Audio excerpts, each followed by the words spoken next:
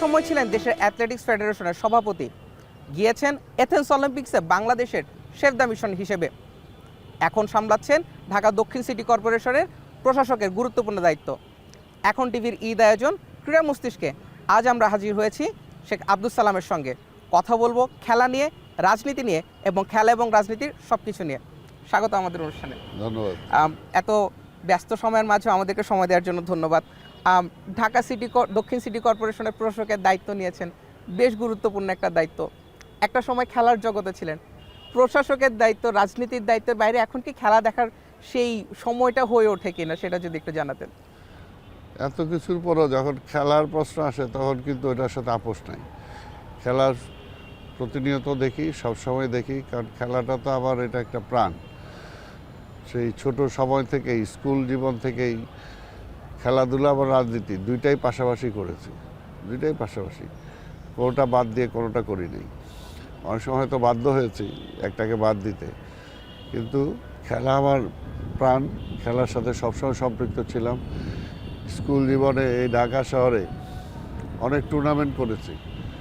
ওই সময় 4 fit 10, 5 fit এই মাপে খেলাগুলো হতো, এবং সেই সময়ের অবস্থাটা এমন ছিল যে বলে বোঝানো যাবে না। যুবকদের মধ্যে, তরুণদের মধ্যে এখন সেই উন্মাদনতাটা দেখি না, সেই উৎসাহটা দেখি না। যে কারণে খেলার মান আসলে আমি বলবো যে সব কিছুরই মান উপরের দিকে গেছে, কিন্তু খেলার মানটা উপরের দিকে যায় না। যে জিনিসটা বলছিলেন যে খেলার মানের কথা, আপনি 2 যুগ আগে বাংলাদেশ অ্যাথলেটিক্স ফেডারেশনে ছিলেন।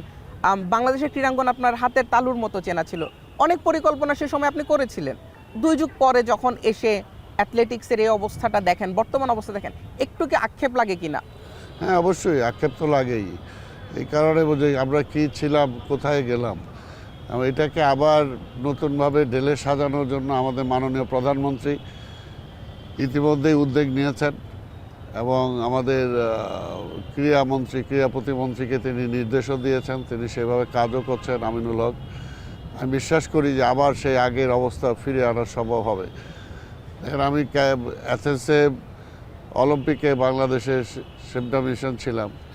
আমি কমনওয়েলথ গেমসে ইংল্যান্ডে সেটা শেফ দ্য মিশন ছিলাম, এবং বিভিন্ন পর্যায়ে বাইরের বিভিন্ন খেলাধুলার সাথে সম্পৃক্ত অনেক কর্মসূচিতে অংশগ্রহণ করেছি।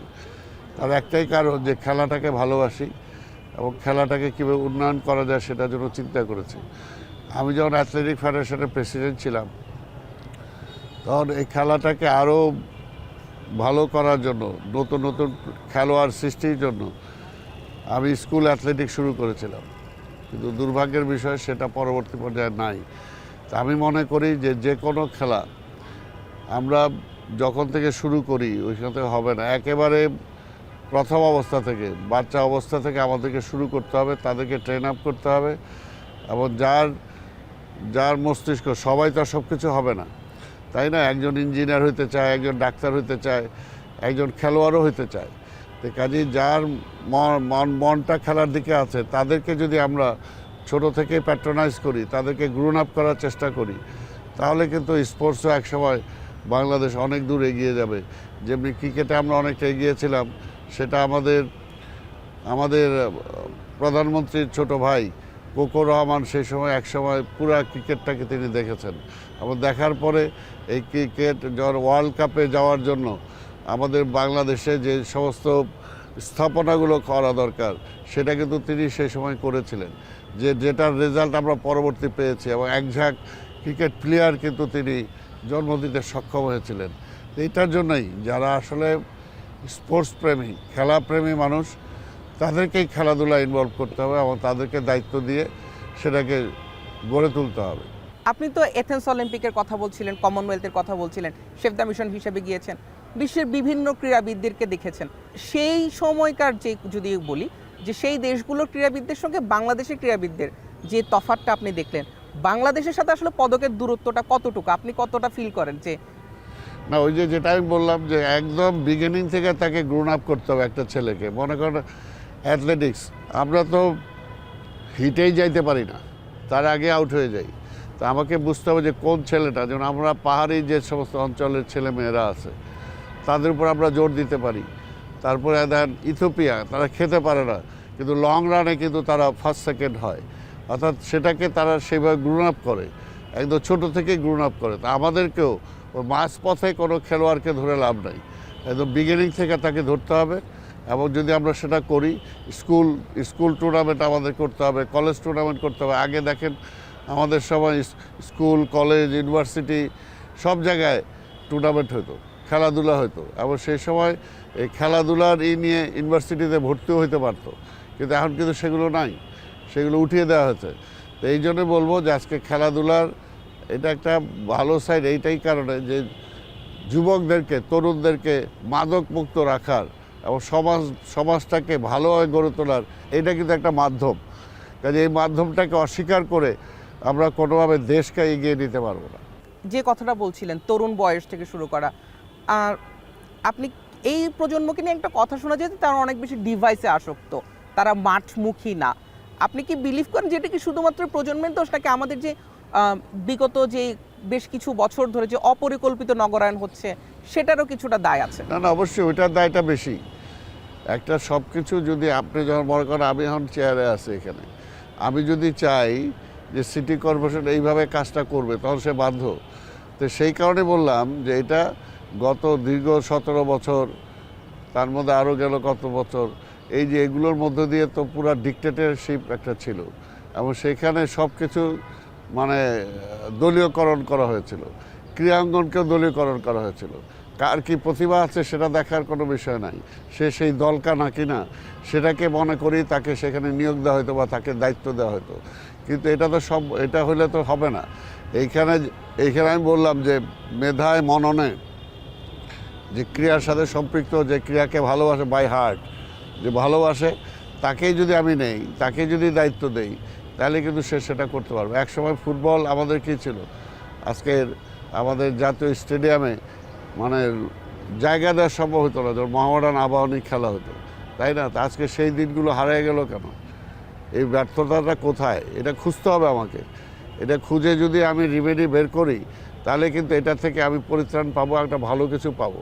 আর না খুঁজে খেলে যদি ঘষা মাজা করে আর কিছু লোক এনে একটা টিম বানিয়ে দিলাম, হয়ে গেল, সেটা সাময়িক হতে পারে, কিন্তু এটা দীর্ঘস্থায়ী হয় না।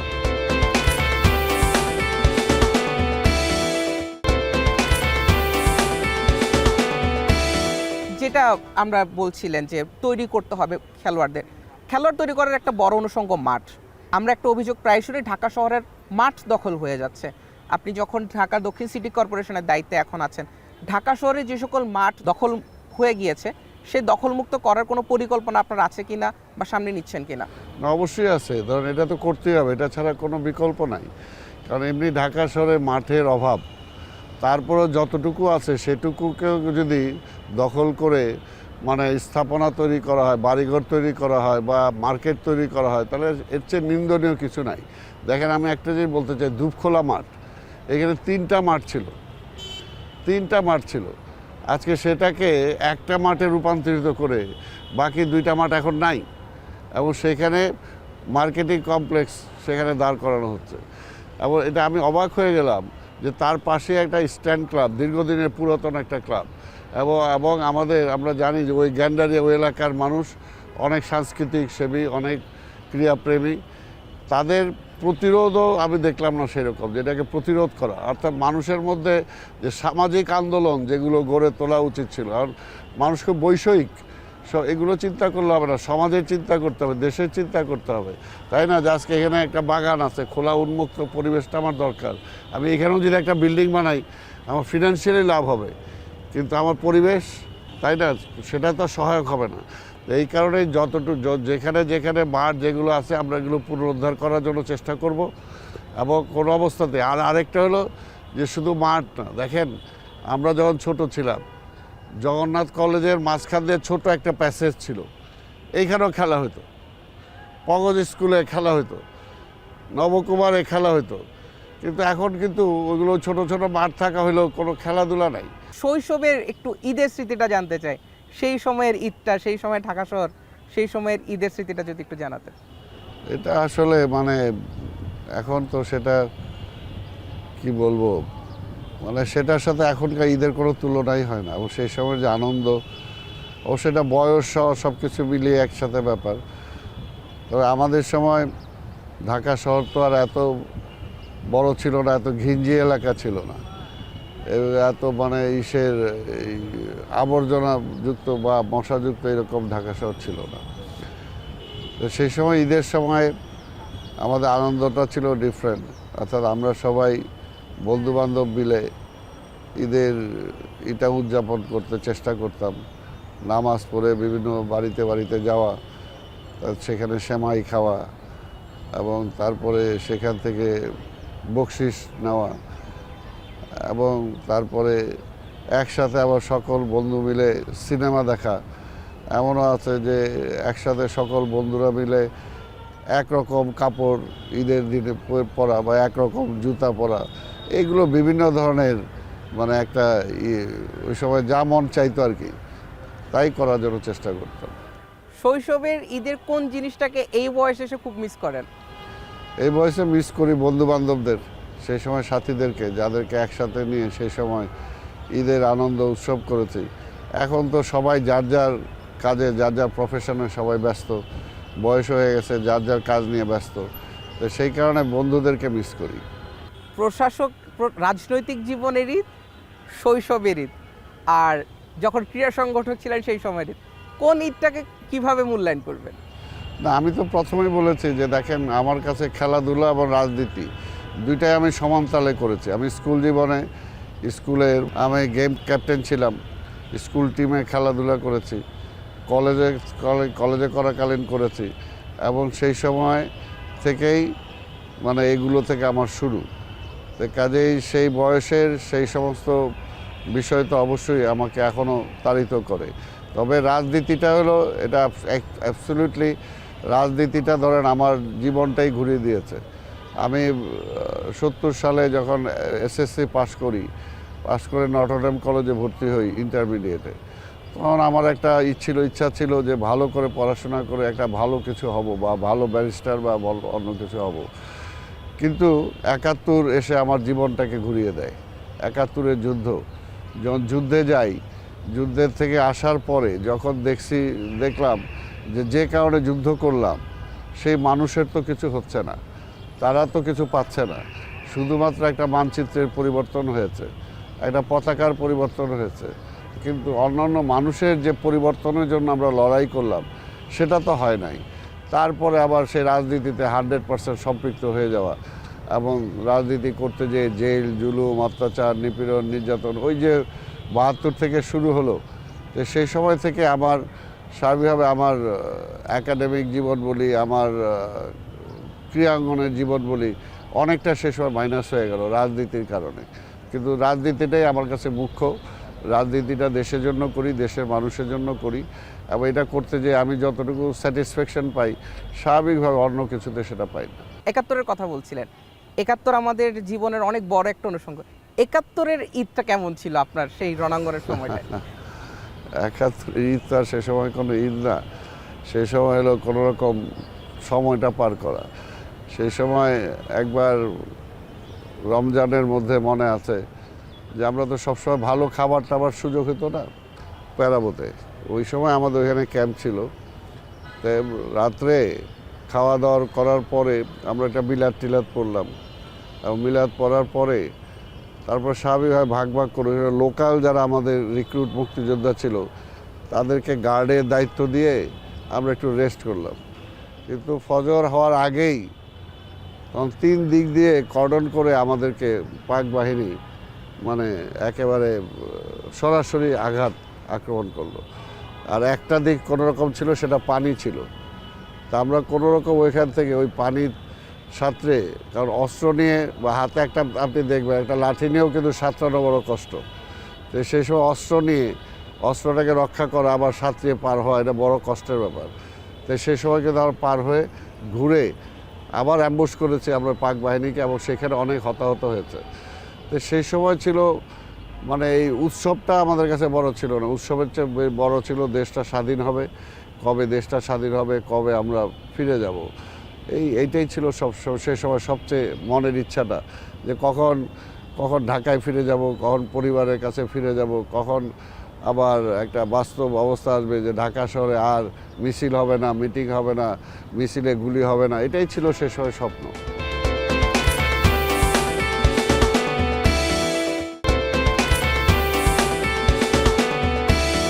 আপনার লম্বা রাজনৈতিক জীবন, রাজনৈতিক জীবনে আপনি আমাদের তিনবারের সাবেক প্রধানমন্ত্রী বেগম খালেদা জিয়ার সঙ্গেও আপনি ছিলেন, তার উপদেষ্টা ছিলেন। আমরা শুনেছি তার নিজেরও অনেক ক্রীড়া অনুরাগী ছিলেন তিনি, খেলার প্রতি তার একটা টান ছিল। ওনার যদি কিছু স্মৃতিচারণ করতেন খেলা নিয়ে। না, খেলাধুলার প্রতি শহীদ রাষ্ট্রপতি জিয়াউর রহমানের যেরকমই ছিল, বাংলাদেশের, আমি বলবো বাংলাদেশে খেলার অঙ্গনের ভিত্তিটা যদি কেউ রচনা করে থাকে তাহলে সেটা শহীদ রাষ্ট্রপতি জিয়াউর রহমান করেছে। সেই সময় আমাদের ফুটবল এশিয়ান স্ট্যান্ডার্ডে চলে গেছিল। আমরা কোরিয়াকে সেই সময় সমান হয়েছে আমাদের সাথে। তো এইরকম পর্যায়ে আমরা চলে গেছিলাম। পরবর্তী পর্যায়ে আমার নেত্রী বেগম খালেদা জিয়া আসার পরেও কিন্তু সেটাকে ধরে রেখেছিলেন। সে সময় দেখা যায় যে আজকের ক্রীড়া প্রতিমন্ত্রী আমিনুল হক, সে সময় বাংলাদেশ টিমের ক্যাপ্টেন হিসেবে সারকে আমরা কিন্তু জয়লাভ করলাম, স্বর্ণ পাইলাম। ওই স্বর্ণালী যুগ ছিল সে সময় বেগম খালেদা জিয়ার। উনি খেলাধুলাকে ভালোবাসতেন। সেই সময় আমাদের ক্রীড়ামন্ত্রী সাদেক হোসেন খোকা ছিল। সেই সময় দেখেছেন আজকে যে ইনডোর স্টেডিয়াম, সেটা তার সময় করা, বিভিন্ন গেম অর্গানাইজ করা হয়তো বাংলাদেশে, সেটার মধ্যে দিয়ে অন্তত ক্রীড়াটাকে অনেক দূর এগিয়ে নেওয়ার চেষ্টা করেছে। যেটা আমার বর্তমান মাননীয় প্রধানমন্ত্রী জনাব তারেক রহমান, ওনার দেখবেন যে 31 দফার মধ্যে একটা এই খেলাধুলা নিয়ে একটা আছে। প্লাস আমরা যে ম্যানিফেস্টো দিয়েছি নির্বাচনে, সেইখানেও কিন্তু বলা আছে যে খেলাধুলাকে জোর দিতে হবে এবং খেলাধুলার খেলোয়াড় সৃষ্টি করতে হবে। সবাই ইঞ্জিনিয়ার হবে না, সবাই ডাক্তার হবে না, কিন্তু কেউ খেলোয়াড়ও তো হবে। আর খেলোয়াড়ের ভবিষ্যৎ জীবনটাও যাতে নির্বিঘ্নে চলে, সুন্দরভাবে চলে, তারও যাতে একটা ডিমান্ড থাকে, সেই ব্যবস্থাটাও করা হবে।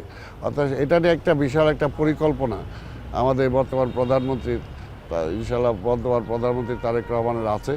কাজে আমরা বিশ্বাস করি যে খেলাধুলার আবার সেই পূর্বের পরিবেশ আমাদের বর্তমান প্রধানমন্ত্রীর হাত ধরে ফিরে আসবে।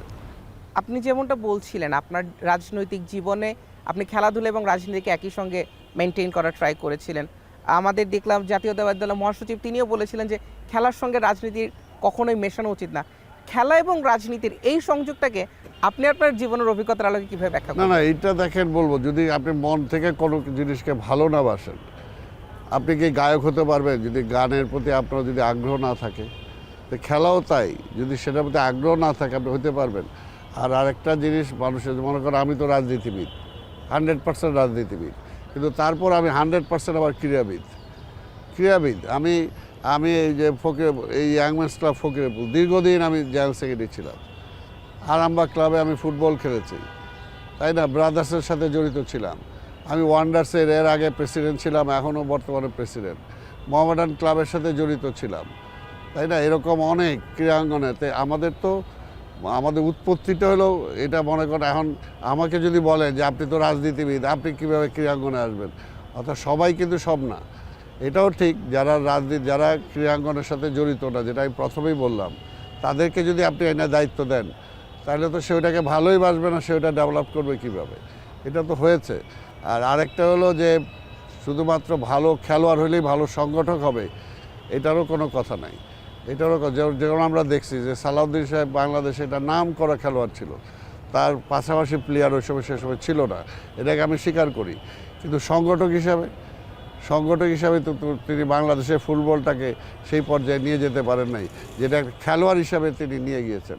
এই জন্যই বলবো, যে যেটা পারবে তাকে সেটা দায়িত্ব দিতে হবে এবং তাকে সেটা দায়িত্ব নিতে হবে।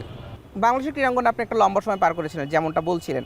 একজন রাজনৈতিক ব্যক্তিত্ব হিসেবে প্রশাসকের ভূমিকায় আসার পরে বাংলাদেশের ক্রীড়াঙ্গনে কোন জিনিসটাতে আপনি সবার আগে চেঞ্জ আনতে চান? যারা স্পোর্টস লাভার তাদেরকে স্পোর্টসে আনতে হবে এবং ভবিষ্যৎ ক্রীড়াবিদ গড়ে তুলতে হবে। সেটা গড়ে তোলার জন্য, যেমন মনে করেন আমার সময় আমি আন্ডার-16 ফুটবল আমি প্রতিষ্ঠাতার সেক্রেটারি ছিলাম। আমি পায়োনিয়ার লিগের অন্যতম প্রতিষ্ঠাতা আমি। এই পায়োনিয়ার লিগ যখন আমি শুরু করি 80টা টিম নিয়ে, তখন জো হ্যাভাল্যান্স মানে আমাদের ফিফার চেয়ারম্যান, তিনি আসছিলেন উদ্বোধন করতে। তিনি দেখে অবাক হয়ে গেছেন যে এত বড় একটা টুর্নামেন্ট 80টা দল নিয়ে আমি কোথাও দেখি নাই। তো সেই মনে কর 80টা টিম নিয়ে আমি টুর্নামেন্ট করেছি, খেলাধুলা করেছি, আবার আন্ডার 16, পরে আন্ডার 16 আর এই পায়োনিয়ার, এইখান থেকে আমি 100টা প্লেয়ার বাছাই করে, এরপরে 80টা প্লেয়ার বাছাই করে তারপরে তাদেরকে নিয়ে টুর্নামেন্ট শুরু করেছে। অর্থাৎ একটা লং টার্ম প্রসেস আপনাকে নিতে হবে। সেখান থেকে কিন্তু অনেক খেলোয়াড় বের হয়ে এসেছে। আজকে যে কানন বলেন, সাব্বির বলেন, আজকে অনেক এরকম নাম, আজকে রুমি বলেন, যারা ছিল একসময় দাপটের সাথে, এই ধরনের ছেলেগুলো কিন্তু সেই সময় বের হয়ে আসছে। তো কাজে এটা লং একটা স্কিম নিতে হবে, এবং যেটা আমি বলতেছি স্কুল থেকে নিতে হবে। স্কুল থেকে শুরু করে স্কুল, কলেজ, ইউনিভার্সিটি, যদি স্টেপ বাই স্টেপ, আবার এটা যদি কন্টিনিউয়াস একটা প্রসেসের মধ্যে যদি আমরা তাদেরকে রাখি, তাহলে কিন্তু সেটা ডেভেলপড হবে। তো আমি অ্যাথলেটিক ফেডারেশনে বললাম না যে আমি স্কুলে অ্যাথলেটিক্স চালু করেছিলাম। এবার আমি আবার এই আমিনুল হক ক্রীড়া প্রতিমন্ত্রী হওয়ার পরে তাকে আমি বলেছি যে আমি স্পন্সর করব ঢাকা সিটি কর্পোরেশন থেকে অ্যাথলেটিক্সটা, স্কুল পর্যায়ে অ্যাথলেটিক্সটা যাতে আবার বিল্ড আপ হয়। সেটা যে অলরেডি তাকে আমি নিজে থেকেই বলছি, সে আমাকে বলে নাই, আমি নিজে থেকেই বলেছি। কারণ আমি চাই যে আজকে অ্যাথলেটিক্সটা হলো সকল খেলার প্রাণ, সকল খেলার মূল হলো অ্যাথলেটিক্স। আপনি যদি একটা ভালো রানার হন, তাহলে আপনি ভালো ক্রিকেটার হতে পারবেন। আপনি যদি একটা ভালো রানার হন, তাহলে আপনি একটা ভালো ফুটবলার হতে পারবেন, তাই না? আপনি যদি, কারণ আপনার এনার্জি দরকার। আজকে বাংলাদেশের ছেলেমেয়েরা পারে না কেন? পারে না এক কারণে এনার্জিতে পারে না, স্বাস্থ্য গঠনে যেটা সেটা তারা পারে না, সেইখানে তারা হয়ে যায়। কারণ আমি দেখেছি তো আগে এই টিম নিয়ে বহু জায়গায় গেছি, বিদেশে বহু দেশে আমি গেছি, দেখা যায় যে হাফ টাইমের সময় সবাই পরিবর্তন চায়, কারণ সে দম নিয়ে আর পারছে না। তো এই যে এগুলো যদি এগুলো ছোট সময় থেকে যদি একেবারে গ্রোন আপ করা হয় তাদেরকে, তাহলে দেখা যাবে এই জিনিসগুলো কাটাবে। প্লাস এখানে সরকারের অর্থ ব্যয় করতে হবে, একটা অর্থ। কারণ আমি অ্যাথলেটিক্সের প্রেসিডেন্ট ছিলাম, বিশ্বাস করেন সেখানে আমার বাংলাদেশের মহিলাদের মধ্যে যে ফার্স্ট ছিল, অর্থাৎ লেডি যে ফার্স্ট মানে রানার, সে তার বাবা ছিল রিক্সা পুলার। তার কোনো আদবজিতে একটা চাকরি ছিল, সেখান থেকে হয়তো 3,000 বা 5,000 টাকা বেতন পায়। এটা তার বাবাকে দিবে না সে খাবে। অর্থাৎ এই জন্য আজকে সরকারের পক্ষ থেকেও এই ধরনের বাছাই করে প্রত্যেকটা অঙ্গনে তাদেরকে তাদের পিছনে ইনভেস্ট করতে হবে। যদি আমি সেটা চাই, তাহলে একসময় তারাও আবার রিটার্ন দিতে পারবে।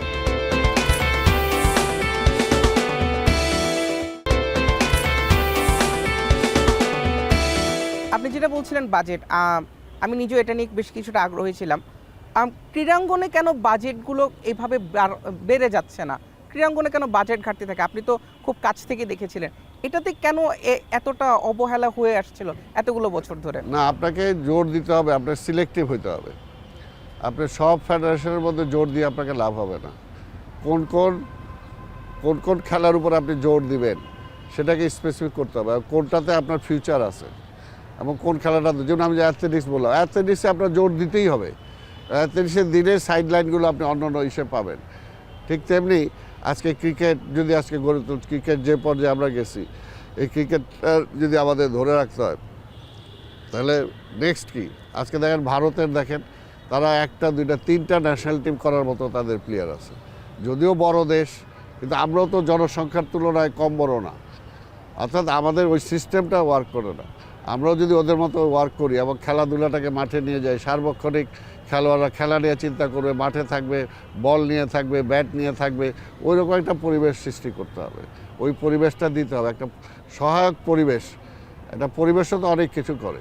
তো সেটার জন্য এইটাও বিভিন্ন রাজনৈতিক দল বলেন বা সামাজিক কর্মকাণ্ডে যারা জড়িত বলেন, সবাই এই ব্যাপারে উৎসাহী হয়ে, শুধু সরকারের পক্ষে সম্ভব হবে না যদি জনগণের মধ্যে সচেতনতা না আসে। শেষ প্রশ্ন যেটা করতে যাচ্ছি, আপনি কি মন থেকে এই জিনিসটা বিশ্বাস করেন বাংলাদেশও একদিন অলিম্পিক্স বা কমনওয়েলথ বা অন্যান্য সব জায়গাতে ডমিনেট করবে ক্রীড়াঙ্গনে? না, ডমিনেট করতে পারবে না কেন? ধরুন আমি যখন কমনওয়েলথ গেমসে গেলাম ম্যানচেস্টারে, ইংল্যান্ডে, তো সেই সময় তো আমার এক শুটার, নামটা এখন মনে পড়ছে না আমার, আসিফ তো গোল্ড মেডেল নিয়ে নিল, তাই না? অর্থাৎ এই জন্যই বললাম যে আজকে শুটিংয়ের উপরে আমি যদি জোর দেই, তাহলে এখানে কিন্তু আমার সম্ভাবনা আছে। আমি যদি হকিতে দেই, আমি তো পারবো না, তাই না? এই কাজে কোনটাতে জোর দিলে আমি পারবো সেটা আমাকে স্পেসিফাই করতে হবে। আর আরেকটা হলো খেলাধুলার, সারা বাংলাদেশে খেলাধুলার প্রাণী হলো ফুটবল। আর ফুটবলে তো খুব বেশি একটা টাকাও লাগে না, আপনি 2টা বার পোস্ট তৈরি করে দিয়ে দেন, একটা ফুটবল দিলে কোনো রকম সেটার মধ্যেই চলতে থাকে। আর ক্রিকেটে টাকা পয়সা খরচ অনেক বেশি, কিন্তু তারপর যদি ক্রিকেটে একটা সম্ভাবনা আছে, এটা আর ক্রিকেটে তো এখন ভালো হওয়ার না হওয়ার কোনো কারণ নাই। আমরা দেখতে পাচ্ছি যে তারা ওয়ার্ল্ড ক্রিকেট থেকে তারা টাকা পায়, তাদের স্পন্সর আছে। এখন এটাকে রেগুলারাইজ একটা সিস্টেমের মধ্যে নিয়ে আসা, যাতে কোথাও কোনো দুর্নীতির গন্ধ না পাওয়া যায়, এইখানে চেষ্টা করতে হবে। আর এইখানে 100% কমিটেড হতে হবে। এইখানকার সংগঠক যারা, তাদেরকে কমিটেড হতে হবে। যদি কমিটেড হয় তাহলে অবশ্যই দেখবেন আমাদের অনেক অংশে, অনেক কিছুতেই অন্তত আমরা রেজাল্ট বিশ্বের কাছে আমরা মাথা তুলে দাঁড়াতে। আজকে বাংলাদেশের মেয়েদের দেখেন না ফুটবলে, তাই না? আমরা ছেলেরা পাই, কিন্তু মেয়েরা ক্রমান্বয়ে কিন্তু তারা এগুচ্ছে। তো এটাকে যদি আমরা আরও জোর দিই, এখন এই যে টিমটা আছে, আমি যদি সেকেন্ড থার্ড আরও 2টা ফেস এখন থেকেই তৈরি করার চেষ্টা করি, আমি ওইভাবে যাই। এখানে দেখেন যে পার্বত্য চট্টগ্রামের মেয়েরা, গারো অঞ্চলের মেয়েরা, আজকে তারা এখানে এগিয়ে আসছে। তাহলে আপনাকে বুঝতে হবে যে কোন অঞ্চলটা আমার বেশি কার্যকর, আমি ওইখানে জোর দেবো, ওখানে জোর দেব, তাই না? কারণ এখানে ওই উপরে পাহাড়ি অঞ্চলের লোকজন তো হার্ডি হয়। যেমন আমরা যখন মুক্তিযুদ্ধের সময় ট্রেনিং নিয়েছি, এই অস্ত্র নিয়ে পাহাড়ে উঠা যে কী যে কষ্ট, সেটা তো বুঝতে পারছি। কাজে এখনও যে পাহাড়ে যারা বসবাস করে নির্বিঘ্নে উঠে যাচ্ছে, নামছে, এটা তার শরীর ফিজিক্যালি ফিটনেসটা কিন্তু অনেকটা আমাদের চেয়ে বেশি, প্লেন ল্যান্ডে যারা আছে আমাদের চেয়ে বেশি। তরুণ সংগঠকদের জন্য কোনো উপদেশ যদি দিতেন? তরুণ সংগঠকদের একটা কথাই বলবো যে কোনো মানে দলীয় রাজনীতির ঊর্ধ্বে এসে আমাদেরকে দেশকে নিয়ে ভাবতে হবে, দেশের প্রতিটা অঙ্গকে নিয়ে ভাবতে হবে। আজকে আমরা স্পোর্টসটাকে কীভাবে ভালো করতে পারি। আজকে লেখাপড়া কোথায় চলে গেছে বলেন? আজকে আমাদের ছাত্ররা একটা অভ্যুত্থান করলো, কিন্তু অভ্যুত্থানের মধ্য দিয়ে পরবর্তীতে তারা ক্ষমতায়ও ছিল, কিন্তু শিক্ষা অঙ্গনে কি কোনো পরিবর্তন আপনি দেখতে পাইছেন? পান নাই তো। এমনকি কোনো ইনিশিয়েটিভও ছিল না। কাজে শিক্ষাটাকে কিন্তু আমাদের জোর দিতে হবে। ছাত্রদেরকে বলবো, তরুণ সমাজকে বলবো যে আগে ভাই শিক্ষিত হও, নিজেকে প্রিপেয়ার করো, তারপরে তুমি যেটা ইচ্ছা করো, কিন্তু প্রথম হলো এটা করতে হবে। পাশাপাশি যেটা খেলাধুলা করতে হবে, আজকে সাংস্কৃতিক অঙ্গনে সেগুলো চেষ্টা করতে হবে। আজকে সব কিছুতেই আজকে নিজেকে সেভাবে গড়ে তুলতে হবে, যাতে আমি একটা আদর্শ নাগরিক হিসাবে নিজেকে গড়ে তুলতে পারি, সেটার জন্য চেষ্টা করতে হবে। কারণ আদর্শ নাগরিক আর ভালো মানুষ কিন্তু আজকে নাই, খুব কম। ঠিক আছে, প্রত্যেকটা অঙ্গনেই ভালো মানুষ লাগবে, দেশের জন্য ভালো মানুষ লাগবে এবং কর্মঠ মানুষ লাগবে। আজকে দেখেন আমার প্রধানমন্ত্রী আজকে সকাল 9টার সময় হাজির হয়ে যায় সচিবালয়। যখন প্রধানমন্ত্রী হাজির হয়, তখন কি মন্ত্রী বা কোনো নিম্নস্তরের কোনো কর্মচারী আর বাসায় বসে থাকতে পারে? আমি মনে করি আমি তো পারি না, আমাকে অফিসে চলে আসতে হয়। শনিবার দিনই তিনি অফিস করছেন, আর শনিবার দিন যদি আমি বাসায় শুয়ে থাকি, তাহলে আমার জনগণ কি বলবে? অর্থাৎ এখানে রাষ্ট্রের প্রধান তিনি কিন্তু টোটাল বিষয়টাকে পরিবর্তন করে দিতে পারেন। এবং আমরা বিশ্বাস করি যেমনিভাবে একসময় শহীদ রাষ্ট্রপতি জিয়াউর রহমান একটা টোটাল পরিবর্তন এনে দিয়েছিলেন, এই দীর্ঘ সময় যে নষ্ট হয়েছে, আবার আমরা মনে করি যে বর্তমান মাননীয় প্রধানমন্ত্রী তারেক রহমানের নেতৃত্বে দেশটা আবার পাল্টে যাবে, একটা গতিতে সামনের দিকে এগিয়ে যাবে, এটাই আশা করি। ঈদ মোবারক। আপনার অনেক ব্যস্ত সময়, তার মাঝে আমাদেরকে সময় দেওয়ার জন্য, এখন টিভিকে সময় দেওয়ার জন্য অনেক অনেক ধন্যবাদ। আপনাকেও ঈদ মোবারক, এবং আপনাদের অগণিত দর্শক শ্রোতা যারা আজকে অনুষ্ঠান দেখছেন, তাদেরকে আমি ঈদ মোবারক জানাই। এবং ঢাকাকে ক্লিন ঢাকা, গ্রিন ঢাকা করার যে প্রয়াস বর্তমান প্রধানমন্ত্রী, সেই ব্যাপারে আমি সবার সহযোগিতা চাই। ধন্যবাদ। এই ছিল ক্রীড়া মস্তিষ্কের আজকের আয়োজনে। দেখা হবে অন্য কোনো সময়।